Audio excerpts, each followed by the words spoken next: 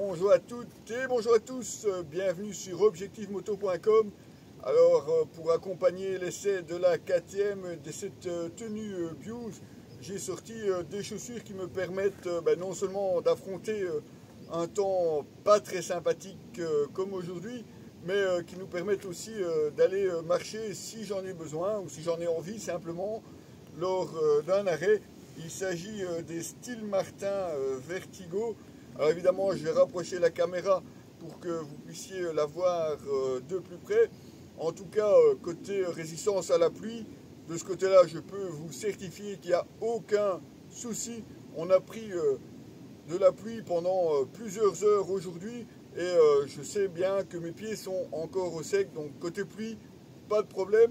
Côté marche non plus, on a vraiment l'impression d'avoir des chaussures de marche. Mais allez, je vous invite, rapprochez-vous et je vous parle de ces bottes.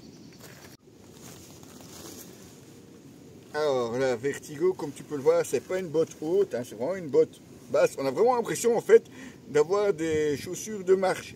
Si tu regardes, elles sont pas très hautes, elles sont découpées à l'arrière histoire d'avoir une bonne flexion. Par contre, c'est un peu surprenant parce qu'on retrouve des lacets classiques sur l'avant et tu vois la botte est entièrement fermée. Attention, elle existe aussi en version R avec du mesh ici. Ça c'était très bien pour il y a quelques semaines. C'est d'ailleurs pour ça que je ne la présente que maintenant parce qu'aujourd'hui il fait dégueu. On retrouve par contre, tu vois ici la protection. On voit déjà la trace de ce côté là et ça c'est un petit peu dommage.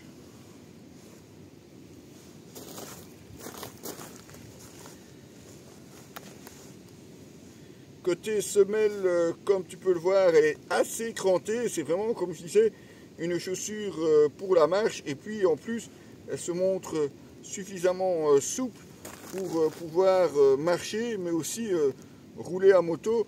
De ce côté-là, c'est top. Protection D3O, hein, comme vous pouvez le voir ici sur l'étiquette. Donc protection D3O. Évidemment de chaque côté pour protéger la cheville en cas de chute. Alors évidemment ici on l'essaye sur une KTM 790 Adventure, après vous verrez sur une Transalp. Bon, c'est clair qu'on devrait plutôt utiliser des bottes hautes. Enfin en tout cas si on veut vraiment faire de l'enduro.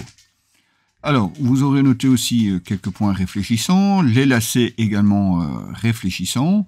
Et côté look, bon, c'est assez sobre puisqu'on a le Steel Martin sur le côté et encore dans la partie en dessous sur une botte donc qui est en cuir pleine fleurs avec les renforts 3DO comme je vous disais.